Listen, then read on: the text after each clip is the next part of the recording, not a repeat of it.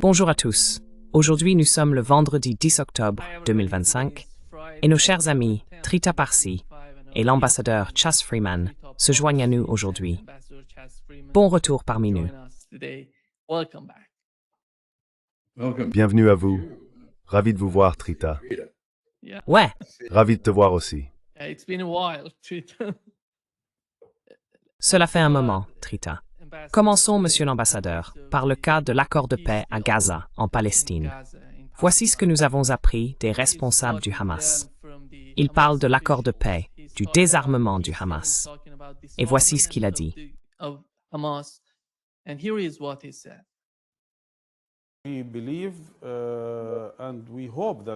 Nous croyons et espérons que le président Trump continue d'intervenir personnellement et d'exercer une pression maximale sur Netanyahou afin qu'il remplisse ses obligations.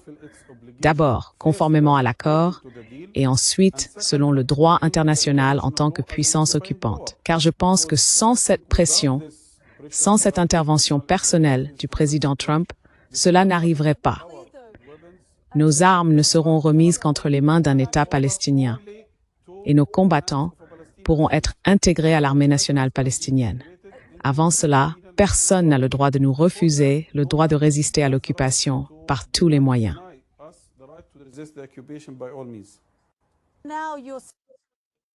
Vous voyez, c'est la position officielle du Hamas. Je pense tout d'abord qu'il ne s'agit pas du tout d'un accord de paix. C'est un cessez-le-feu, semblable au précédent. Son seul élément concret est l'échange de captifs, des otages des deux côtés. Je remarque que les Israéliens refusent de libérer quiconque au sein de la direction palestinienne qui pourrait être en mesure de faire avancer la paix entre Israéliens et Palestiniens. Marwan Barghouti, par exemple, a été explicitement maintenu dans une prison israélienne. Le porte-parole du Hamas a tout à fait raison. Les peuples sous occupation ont le droit de résister en vertu du droit international, y compris par la résistance armée. Tant qu'il y aura une occupation, il y aura une résistance. Par conséquent, un accord en 20 points qui ne traite pas du tout de cette question, et qui, en conclusion, au point 20, dit en substance que si tout le reste est favorable à Israël, on pourra alors parler d'un second État, un État palestinien, ne résout en réalité rien.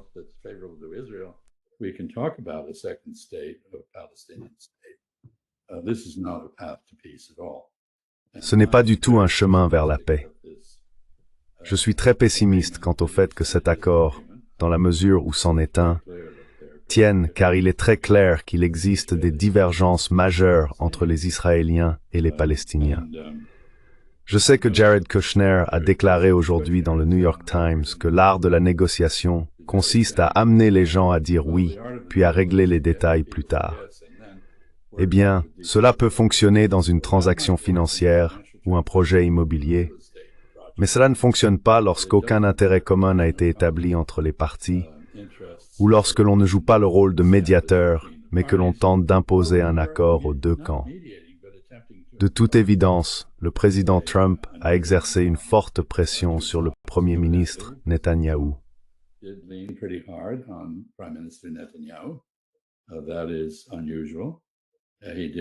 C'est inhabituel, il l'a fait en privé. Nous n'avons aucune idée de la fermeté dont il a fait preuve, ni de ce qu'il a menacé, mais les faits ne confirment pas le langage optimiste du porte-parole du Hamas, à savoir qu'ils peuvent compter sur le président Trump pour forcer Israël à engager un processus de paix. Israël n'a pas accepté l'idée d'un État palestinien comme objectif. Il n'a même pas accepté de se retirer entièrement de Gaza, selon un calendrier, et il continuera à contrôler Gaza. Nous verrons un premier test de cela, non seulement avec la livraison des 600 camions censés entrer à Gaza, avec de la nourriture et des fournitures médicales, mais aussi pour savoir si Gaza est ouverte à la presse, car Israël a tué 220 journalistes et ne veut pas que la presse à Gaza voit ce qu'il fait.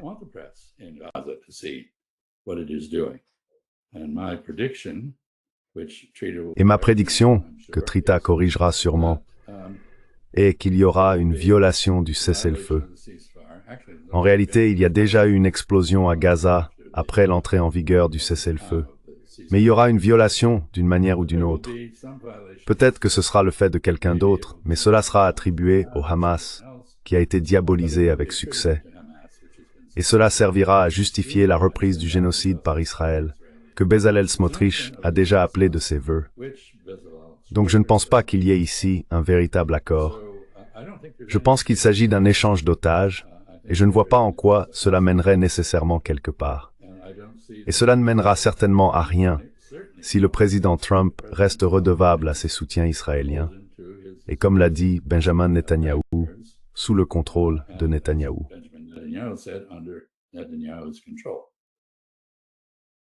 Trita, go ahead. Merci. Je pense, Chas, que ton scepticisme est tout à fait justifié. Le bilan est très clair. Nous avons eu une situation similaire en janvier de cette année, un accord en 3 phases. Les Israéliens ont clairement indiqué dès le départ qu'ils n'étaient même pas intéressés par la deuxième phase. Et en mars, ils ont saboté le cessez-le-feu, annulé l'accord dans son ensemble, et l'administration Trump a blâmé le Hamas tout en disculpant Israël. Avec un tel bilan et bien d'autres éléments, je pense qu'il y a de solides raisons d'être très sceptique. Une grande partie du langage utilisé dans les médias en ce moment est extrêmement indulgente, pour ne pas dire plus. Mais permettez-moi aussi de suggérer une voie potentiellement moins problématique.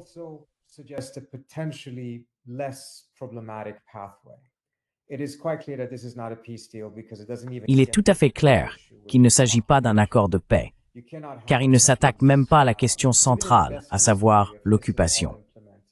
On ne peut pas avoir la paix, même dans le meilleur des cas, si tout est mis en œuvre, car on reviendrait simplement à la situation d'avant le 7 octobre, qui comportait encore l'occupation et tout le reste, c'est-à-dire les éléments mêmes qui ont alimenté le conflit dès le départ.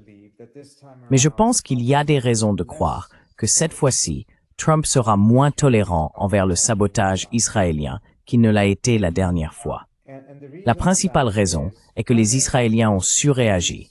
Ils se sont surexposés et sont allés trop loin avec l'attaque contre Doha. Cela s'est vraiment retourné contre eux dans la région et même au sein de la Maison-Blanche, où l'équilibre du débat semble avoir changé.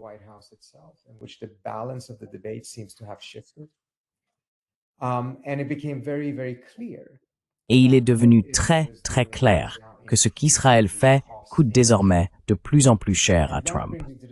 Et cela m'amène au deuxième facteur, qui est la véritable raison pour laquelle cela lui coûte. Au cours des derniers mois seulement, nous avons assisté à une chute spectaculaire de la position d'Israël au sein de la base America First. Et c'est le noyau dur de Trump. Leurs chiffres se sont effondrés. Les gens se sont retournés contre le génocide. Marjorie Taylor Greene a utilisé le mot « génocide » bien avant Bernie Sanders.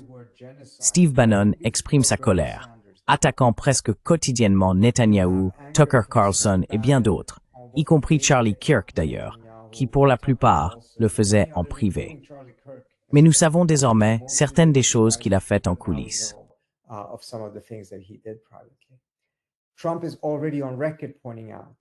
Trump a déjà déclaré publiquement que cela lui coûtait. Il aurait dit aux Israéliens, « Vous ne pouvez pas vous battre contre le monde entier ».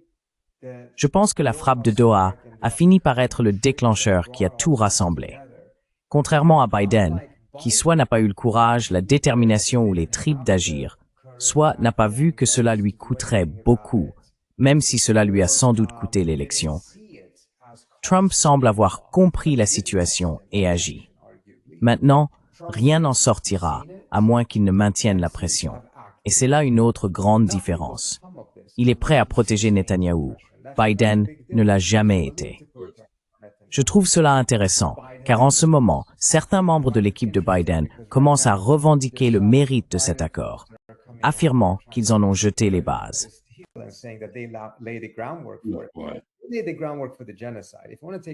Ils ont préparé le terrain pour le génocide. Si vous voulez vous attribuer le mérite de l'accord, vous devez aussi assumer la responsabilité du désastre qu'ils ont provoqué ici. Mais la différence essentielle dans les éléments, c'est que oui, ils ont peut-être travaillé sur un plan très similaire à ce que cela a fini par devenir.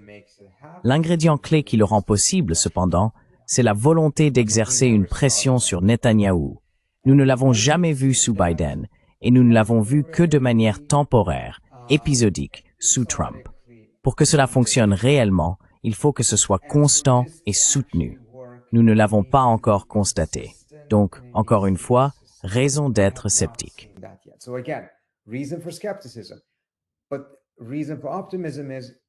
La raison d'être optimiste, c'est que cela coûte désormais quelque chose à Trump, et qu'il agit selon son propre intérêt, ou selon la manière dont il le perçoit, d'une façon qui montre qu'il n'est pas prêt à sacrifier cela pour Netanyahou ou pour les Israéliens.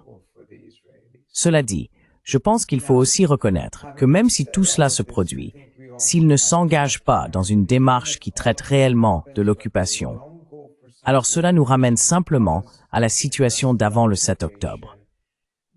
Ce n'est pas un accord de paix en ce sens. Revenir au 6 octobre, sous quelque forme que ce soit, n'est pas un accord de paix. Mais c'est néanmoins une étape nécessaire pour obtenir un cessez-le-feu et s'assurer que ce cessez-le-feu devienne permanent avant de pouvoir aborder toutes les autres questions.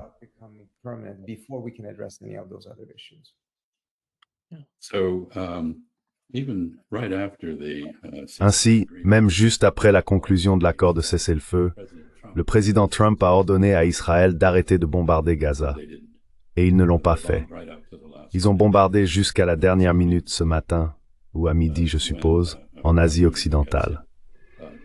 Et il faut noter que nous n'avons pas besoin de remonter à l'accord sur les otages de janvier, qui a été annulé par les Israéliens. Regardez ce qui s'est passé au Liban. Israël avait accepté de se retirer du Liban. Il ne l'a pas fait. Israël avait accepté un cessez-le-feu. Il a violé ce cessez-le-feu 4600 fois.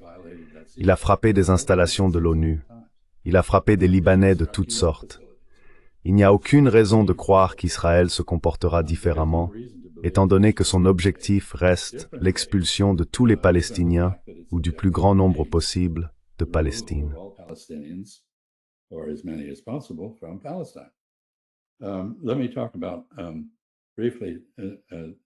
Permettez-moi de parler brièvement et de soulever quelques réserves quant à votre traitement de la question de la base politique intérieure du soutien de Trump à Israël. Il est vrai que divers commentateurs en ligne, Tucker Carlson et d'autres, ainsi qu'un ou deux membres du Congrès, comme Marjorie Taylor Greene, l'ont attaqué pour sa soumission à Israël, essentiellement pour les mêmes raisons. Que cela est humiliant pour un patriote américain, un nationaliste. Il ne semble pas y prêter la moindre attention. Je ne suis pas sûr qu'il le fera, car les forces contraires à cela sont déjà en mouvement.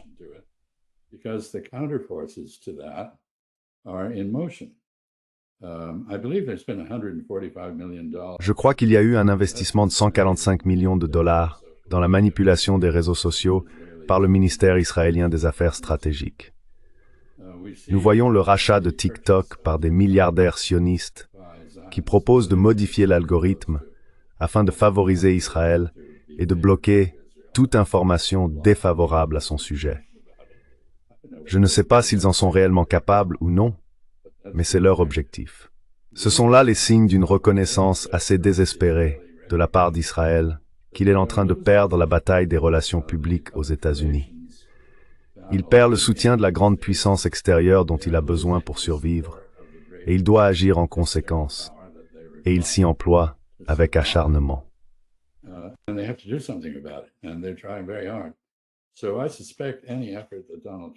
Je soupçonne donc que tout effort de Donald Trump, ou toute inclination qu'il pourrait avoir à exercer une forte pression sur les Israéliens, sera vigoureusement contré par ses donateurs et d'autres personnes envers qui il est redevable.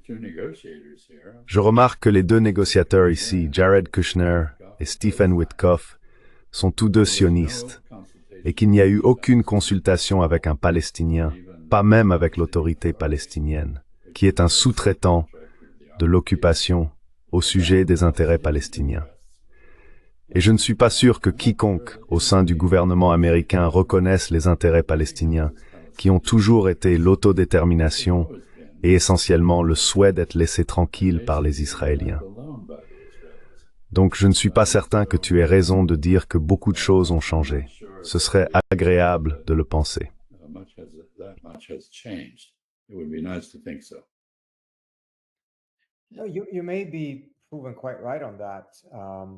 Tu pourrais bien avoir raison à ce sujet.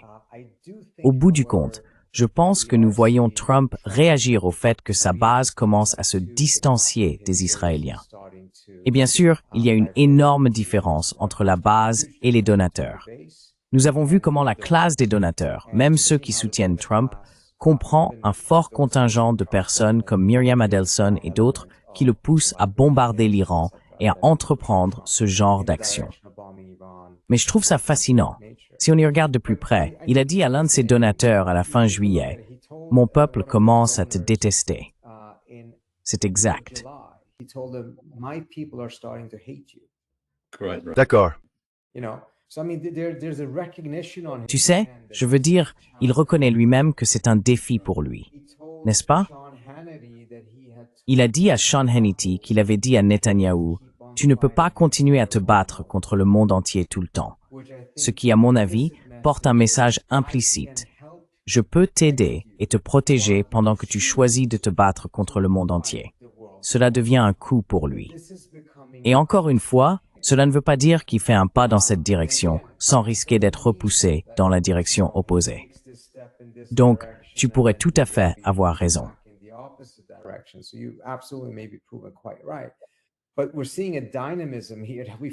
Mais nous voyons ici une forme de dynamisme que franchement, nous n'avions pas observé auparavant, ni avant l'arrivée de Trump, ni avec Biden. La question est de savoir si cela peut mener à un scénario où au minimum cela aboutirait à un cessez-le-feu permanent. Et quant à savoir s'il ira jusqu'à une véritable paix, bien sûr, il faut garder des attentes très modestes à ce sujet. Mais mettre fin à cette guerre, à ce massacre, à ce génocide, non pas par compassion particulière pour les Palestiniens, mais parce que cela commence à nuire à ses propres intérêts. Je pense qu'il ne faut pas complètement écarter cette possibilité.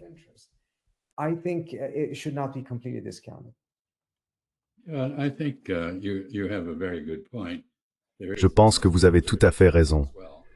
Il y a aussi un cycle politique intérieur, lié à la dépendance envers les donateurs. Nous avons des élections de mi-mandat l'année prochaine. Et puis le président Trump, pour des raisons à la fois constitutionnelles et de toute évidence physiques et mentales, ne pourra pas se représenter. Donc la situation va évoluer. Peut-être que cela lui donnera la liberté qu'il n'a pas eue jusqu'ici pour affronter plus fermement les Israéliens. C'est une possibilité. Mais je sais qu'il a ruiné les relations américaines avec le monde entier et qu'il vient d'avoir une crise de colère, je crois que c'était aujourd'hui, à propos des Chinois qui nous imposent des contrôles à l'exportation, calqués sur les nôtres à leur égard, ce qu'il semble juger injuste.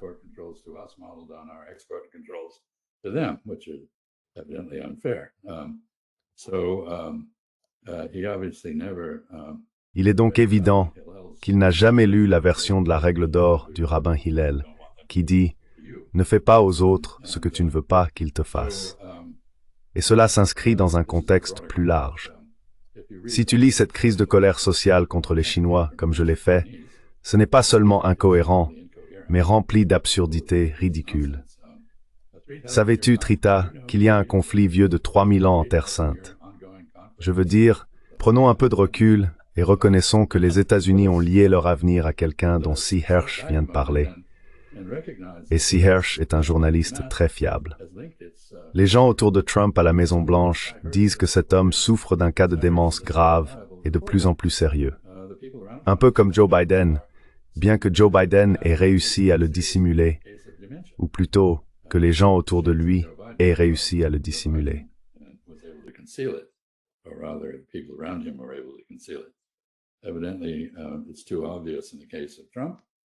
De toute évidence, c'est trop flagrant dans le cas de Trump, et il n'a pas le même type de loyauté de la part de ses subordonnés que Biden avait.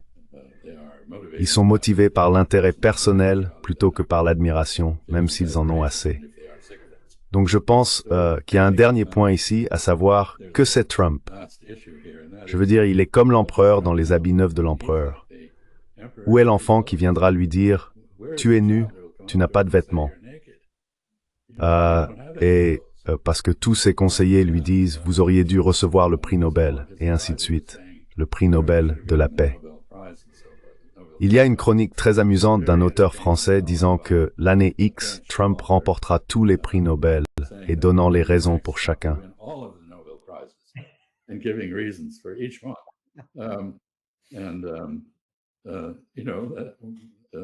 Et vous savez, c'est probablement un objectif de cet homme à ce stade. Alors à quel moment va-t-il réellement renouer avec la réalité? Il en est assez détaché. Vous savez, dans sa déclaration sur la Chine, il a dit « Nous avons eu d'excellentes relations avec la Chine au cours des 6 derniers mois. Je ne sais pas pourquoi ils ont fait cela. Eh bien, nous avons, vous savez, multiplié les efforts pour affaiblir leur économie de manière régulière. Donc, une partie de la mégalomanie et du narcissisme que nous avons tous observé est bien présente. Et je me demande comment cela influence cette question. Enfin, Trita, puisque c'est vraiment votre domaine, il y a aussi la possibilité que les Israéliens tentent une nouvelle attaque contre l'Iran dans un avenir proche. Et j'aimerais connaître votre avis à ce sujet.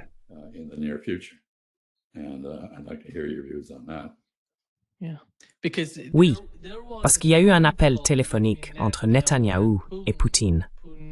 Poutine a mentionné que Netanyahou lui avait dit qu'il n'allait pas attaquer l'Iran, qu'il n'allait pas aller dans cette direction.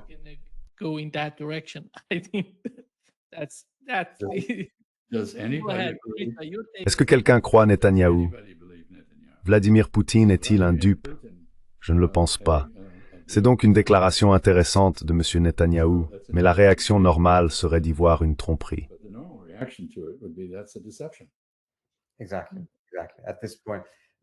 Exactement, à ce stade.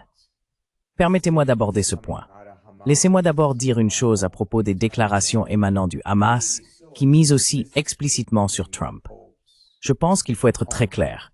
Les membres du Hamas ne sont pas aussi naïfs. C'est une stratégie, et une stratégie née de la nécessité.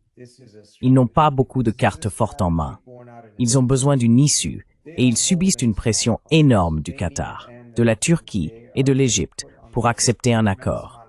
Et les menaces proférées par Trump également, selon lesquelles, s'il n'accepte pas, il ira de concert avec les Israéliens, sont évidemment quelque chose qu'ils ne peuvent pas simplement ignorer.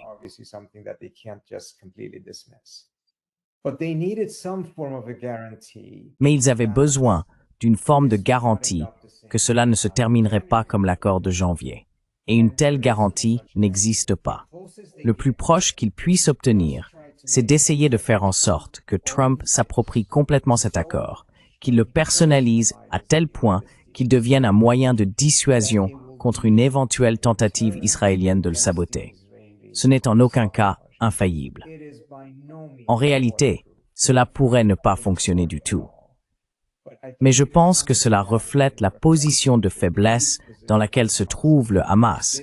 C'est ce qu'ils ont dû faire pour obtenir une sorte de garantie que cela ne se terminera pas par un sabotage israélien, comme cela a été le cas avec les accords précédents.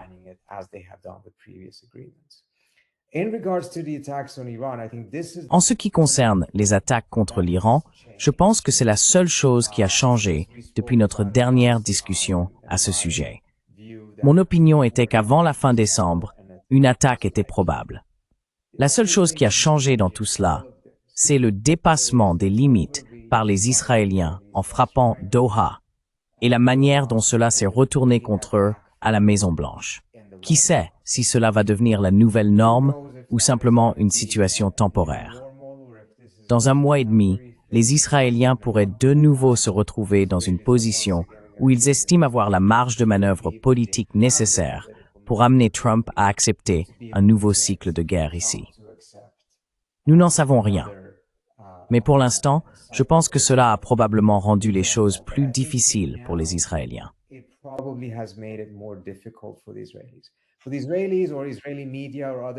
Pour les Israéliens, ou les médias israéliens, ou d'autres, divulguer ou prétendre qu'ils ont dit ce genre de choses à la Russie.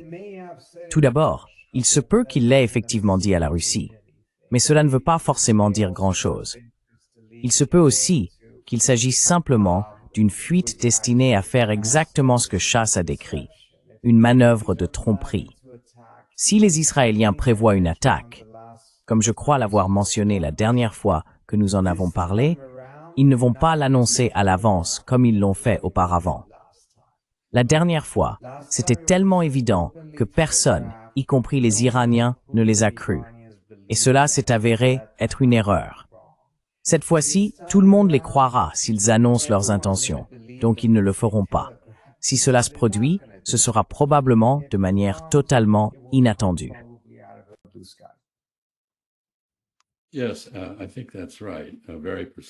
Oui, je pense que c'est juste. Très perspicace. Et je dirais simplement qu'il y a un autre facteur ici dont vous avez déjà parlé, à savoir la capacité iranienne en matière de missiles, qui s'étend désormais à un essai apparent d'un missile balistique intercontinental, manifestement dirigé contre nous.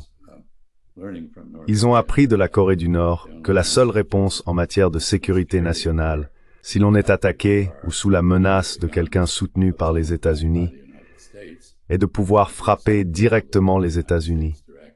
Mais le point essentiel ici est que les capacités techniques de l'Iran dans le domaine des missiles de croisière, des missiles balistiques et des drones sont tout à fait redoutables.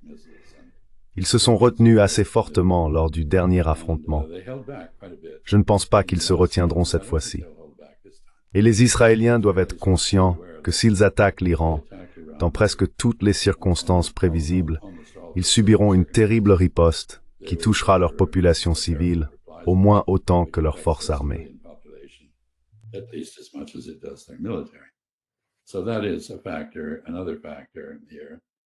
C'est donc un autre facteur à prendre en compte. Mais je reviens sur ce point, Trita. La Hasbara d'Israël, très habile, ses efforts d'exonération ou d'exculpation, a réussi à diaboliser tous ses ennemis aux yeux de l'Américain moyen, qui ne sait rien d'eux, ni de leur histoire, ni même des réalités contemporaines de la région. Je ne suis donc pas sûr que nous ayons beaucoup de marge.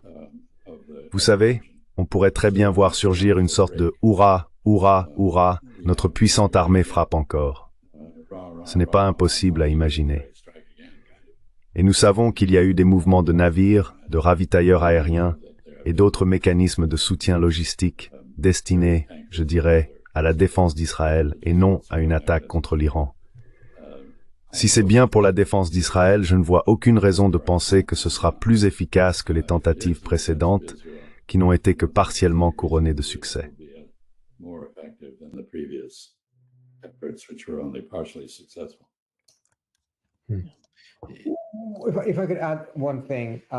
Si je pouvais ajouter une chose à ce que vous avez dit, je pense que nous avons trop peu d'informations à ce stade pour savoir si les Iraniens ont réellement testé un missile balistique intercontinental ou dans quelle mesure ce test a été réussi. Mais un facteur dont nous devrions être conscients, c'est qu'il est très probable que ce missile ne soit pas destiné à frapper le territoire américain. Je pense que l'objectif plus immédiat est que les États-Unis ont retiré une grande partie de leurs moyens de la région avant d'attaquer l'Iran la dernière fois, afin de rendre aussi difficile que possible pour les Iraniens d'avoir des cibles de représailles en vue.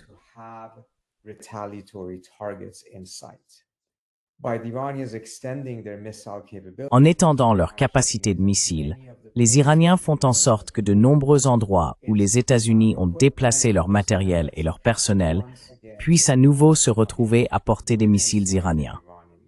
Ainsi, l'idée que les États-Unis puissent continuer à frapper l'Iran sans trop s'exposer, sans que leurs troupes, leur équipement ou leurs bases soient vulnérables, devient plus difficile à soutenir à mesure que la portée des missiles iraniens s'étend.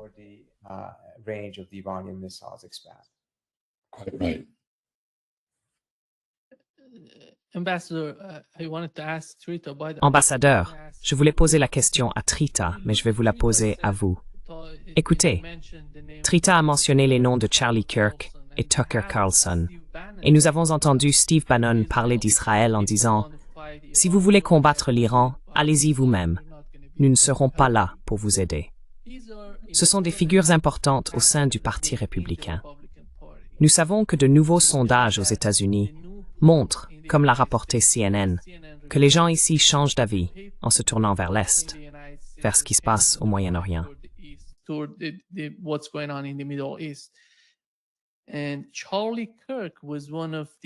Et Charlie Kirk faisait partie de cela, comme l'a mentionné Tucker Carlson.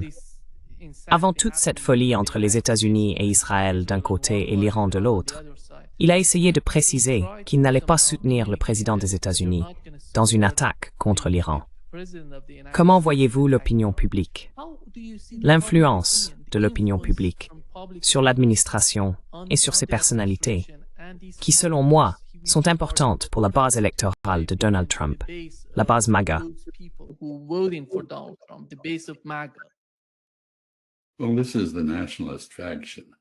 Eh bien, c'est de la faction nationaliste de MAGA dont vous parlez. Ce sont des compagnons de route de MAGA. Ils n'en constituent pas le noyau. Ce sont des patriotes qui se sentent humiliés par la soumission américaine aux politiques israéliennes. Et sur cette question, ils se sont détachés du président Trump. Mais je sais que sur d'autres sujets, ils le soutiennent encore. C'est une sorte de fracture très compartimentée. Nous venons de voir sur la BBC, Tucker Carlson prononcer une longue diatribe essentiellement raciste sur le fait que les États-Unis étaient si heureux lorsqu'ils étaient entièrement blancs et chrétiens, et que maintenant ils ne le sont plus, que tout s'effondre, et ainsi de suite.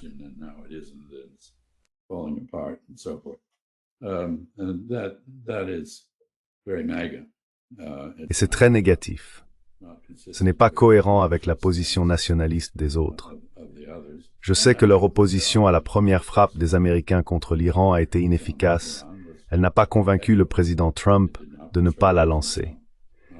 Elle l'a peut-être convaincu de limiter la frappe afin qu'elle soit transactionnelle et tactique dans ses effets et non stratégique. Et cela était important. Je ne pense pas que ces personnes soient sans oreille à la Maison-Blanche, mais je ne surestimerai pas leur influence.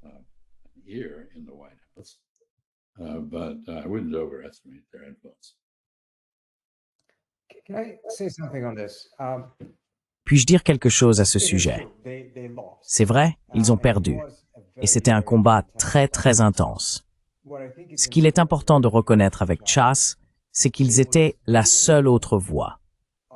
La voix à laquelle la Maison-Blanche prêtait essentiellement attention provenait soit des éléments néoconservateurs autour de Rubio, soit de l'autre côté de cet autre groupe, les restrictionnistes, certains partisans de l'America First, qui s'y opposaient. C'étaient les seuls. Personne d'autre ne comptait vraiment. L'establishment démocrate, évidemment, cette administration s'en moquait complètement, tout comme de ces mouvements. Donc c'est la seule autre force qui existe actuellement dans la configuration politique de Washington pour s'y opposer.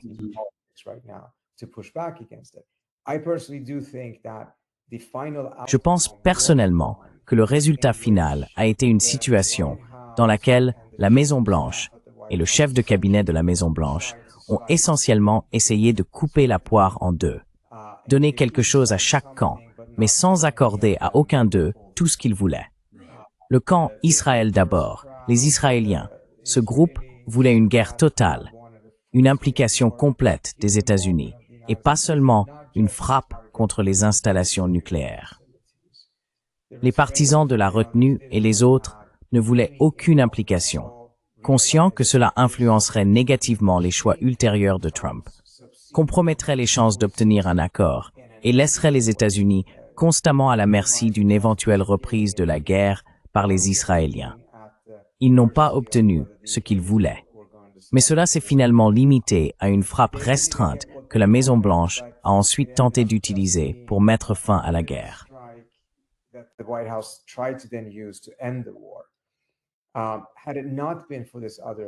S'il n'y avait pas eu cette autre force, nous serions probablement dans une situation bien pire que celle dans laquelle nous nous trouvons actuellement. Au cours des derniers mois, ce groupe a été en recul. Ils ont perdu beaucoup de batailles. C'était franchement assez choquant de voir à quel point ils en ont perdu autant jusqu'à présent. Puis sont venues les frappes de Doha. C'est à ce moment-là que l'équilibre s'est de nouveau déplacé. Est-il suffisamment déplacé? Probablement pas. Mais il l'a été assez pour que la Maison-Blanche agisse et prennent une initiative que personne ne s'attendait à la voir prendre. Mon organisation travaille en étroite collaboration avec certains des pays de l'ONU qui préparaient la conférence sur la création d'un État palestinien, dirigée par les Saoudiens et les Français.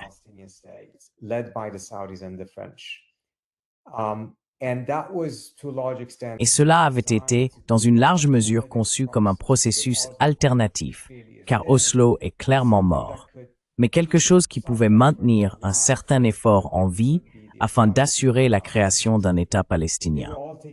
Ils ont tous été complètement pris par surprise lorsque, sans prévenir, la Maison-Blanche a présenté cette proposition. Et je pense que cela est venu, encore une fois, en mettant de côté toutes ces imperfections, précisément à la suite du dépassement de limites lors de la frappe à Doha et de l'immense impopularité d'Israël au sein même du camp de Trump. Tout cela s'est combiné et a créé une nouvelle constellation. Reste à savoir si cela peut être maintenu, si cela peut mener à quelque chose de plus durable. Mais pour l'instant, il n'y a que deux options en présence, soit le camp néoconservateur, soit celui-ci. Exactement. Je suis entièrement d'accord avec toi sur ce point. Ambassadeur, pensez-vous qu'il existe encore une voie vers la diplomatie avec l'Iran? Parce que lorsque je regarde les médias iraniens et la manière dont ils s'expriment, il semble que les personnes qui souhaitent une meilleure relation avec l'Occident deviennent de plus en plus faibles. Je ne vois pas leur position s'améliorer en Iran.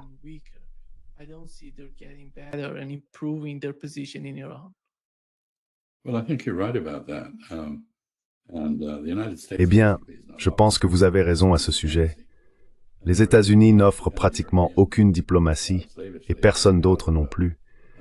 Les Européens se sont docilement retirés du JCPOA, l'accord sur le nucléaire, avec le mécanisme de rétablissement des sanctions, ce qui est bien sûr une décision absurde puisqu'elle punit l'Iran pour quelque chose que les États-Unis ont en réalité fait eux-mêmes, à savoir démanteler l'accord nucléaire et le violer, sans en respecter les obligations.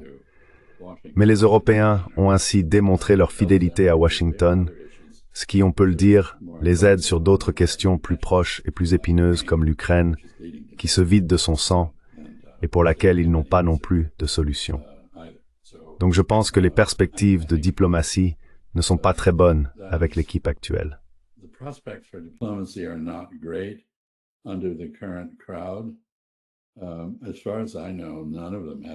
Autant que je sache, aucun d'entre eux n'a d'expérience, à part ces quelques premières rencontres avec les Iraniens à Mascate et à Rome, ni de réelle connaissance des Arabes ou de la région, en dehors de ce qu'Israël leur a servi à la cuillère. Je ne pense pas qu'ils connaissent les Turcs ni les autres acteurs clés, et je ne suis pas sûr qu'ils aient une quelconque vision stratégique. Ils essayent simplement, comme l'a dit Jared Kushner, de les amener à dire oui, puis de régler les détails. Mais en réalité, on ne peut pas faire cela si c'est un jeu à somme nulle, ce qui est la manière dont beaucoup de choses ont été présentées.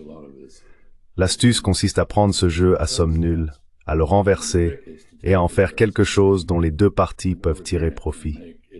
Je ne vois aucune preuve d'imagination à ce niveau chez ceux qui pourraient être impliqués dans la diplomatie avec l'Iran.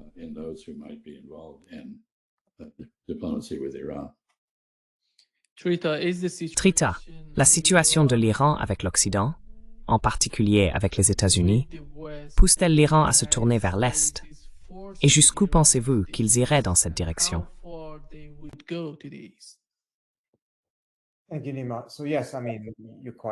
Merci, Nima. Oui, en effet, vous avez tout à fait raison. Le débat en Iran a changé de manière spectaculaire, et peut-être de façon compréhensible. C'était la position la plus souple que j'ai jamais vue de la part des Iraniens en matière de négociation. Ils ont envoyé tous les signaux clairs, ils ont fait toutes les concessions nécessaires, et ils ont été bombardés à la place.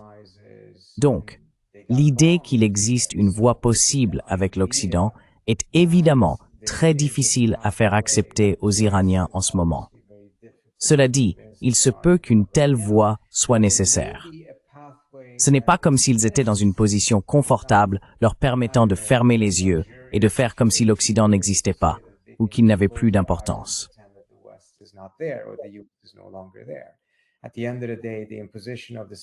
Au bout du compte, l'imposition des sanctions prévues par la loi sur le personnel va leur poser certains défis, et ils devront y faire face d'une manière ou d'une autre. Personnellement, je pense pour l'instant, j'ai vu certains rapports selon lesquels Trump affirme qu'il y a eu des discussions avec les Iraniens, mais je n'en suis pas si sûr. Je crois que la diplomatie ne devrait peut-être pas être poursuivie en ce moment. Et la raison en est que la Maison-Blanche et le président semblent actuellement penser que les Iraniens sont tellement affaiblis qu'ils n'ont d'autre choix que de capituler.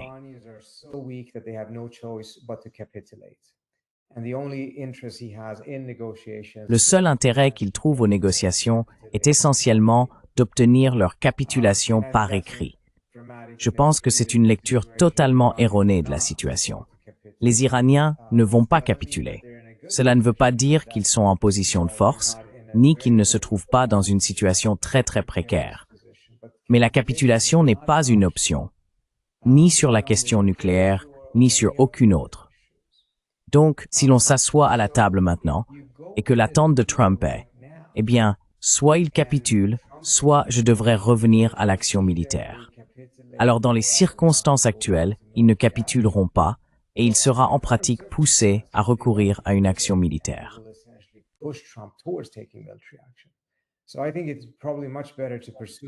Je pense donc qu'il serait probablement bien préférable de poursuivre la voie diplomatique dans quelques mois, après que la Maison-Blanche se sera peut-être débarrassée de l'idée que les Iraniens vont capituler. Ce que nous voyons en ce moment, c'est une pression maximale 2.0 mise en place. Et la Maison-Blanche va probablement poursuivre cette stratégie pendant encore 9 à 12 mois, avant d'être même disposée à réévaluer si cela fonctionne ou non. C'est ce que je soupçonne. Et pendant cette période, si vous poussez aux négociations, vous risquez involontairement de vous retrouver dans une situation où Trump conclurait que sa seule option restante, en raison de l'absence de capitulation, est de recourir à davantage d'actions militaires.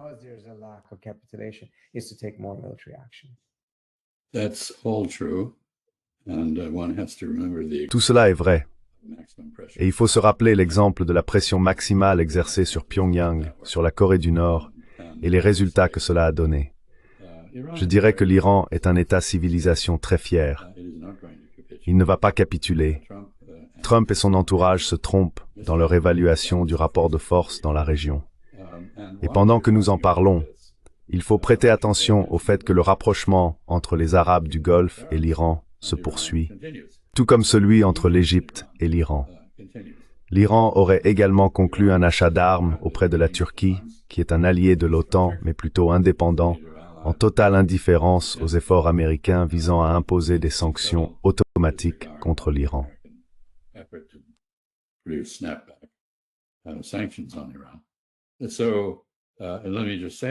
Permettez-moi de dire ceci.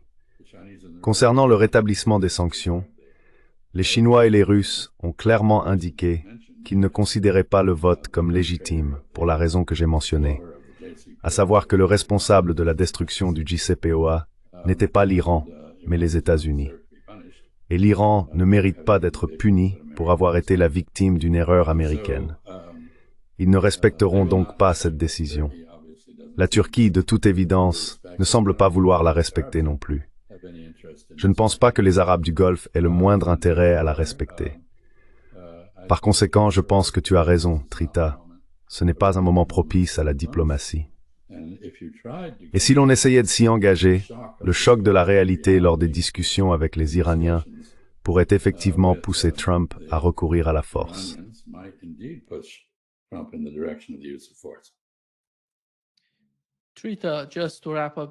Trita, juste pour conclure cette session, pensez-vous que l'Iran est en train de modifier d'une manière ou d'une autre la grande stratégie de la République islamique à l'égard des États arabes de la région? Et comment cela a-t-il évolué jusqu'à présent?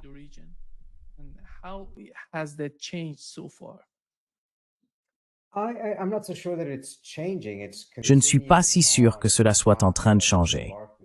Cela continue sur une trajectoire amorcée il y a quelques années, la décision d'investir davantage dans la région et davantage en Russie et en Chine afin d'isoler l'Iran des pressions occidentales. La région est très importante pour une raison simple. C'est là que les États-Unis peuvent interférer avec tout commerce qu'ils considèrent comme une violation de leurs sanctions. Même si ces sanctions ne sont évidemment pas des lois entre l'Iran et l'Irak. Mais malgré tout, c'est là que l'Iran peut commercer sans risquer de voir comment les États-Unis, en utilisant l'infrastructure financière mondiale comme un outil américain, ont réussi à freiner une grande partie du commerce de l'Iran avec d'autres pays. La région est donc très importante, et elle le sera encore plus à l'avenir qu'elle ne l'était auparavant. Et je ne vois pas de changement de trajectoire, je vois une intensification d'une stratégie déjà existante.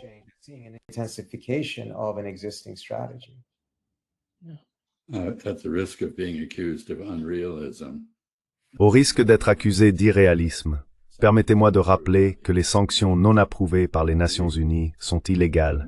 Elles n'ont aucune validité. Par conséquent, leur application est entièrement illégale. Un exemple du principe selon lequel la force prime le droit. Elles n'ont aucun pouvoir de persuasion. Elles irritent, agacent et aliènent les autres au lieu de les inciter à soutenir la politique qui les sous-tend. Enfin, en ce qui concerne les relations dans le Golfe Persique, les côtés Est, Ouest et Sud du Golfe sont d'immenses sources de capitaux et de technologies. Il existe là une complémentarité naturelle. L'Iran dispose d'une population très intelligente et bien éduquée, d'une main-d'œuvre solide, et il a désespérément besoin de davantage d'apports en capitaux et en technologie. Il ne les obtiendra donc pas uniquement de la Chine et de la Russie. Il les obtiendra de l'autre côté du Golfe, à mon avis, quoi que fassent les États-Unis. Et cela, à son tour, mettra à rude épreuve la relation des États-Unis avec les pays du Conseil de coopération du Golfe.